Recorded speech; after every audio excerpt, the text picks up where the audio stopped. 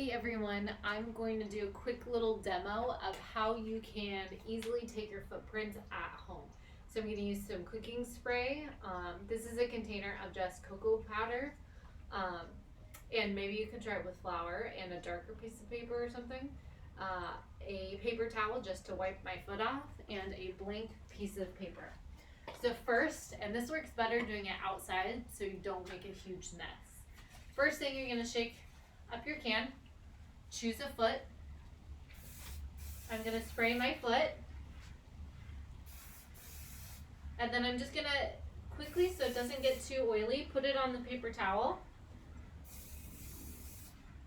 to get the excess off.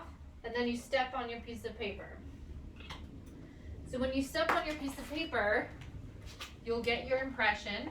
And then I'm also just going to sprinkle a little powder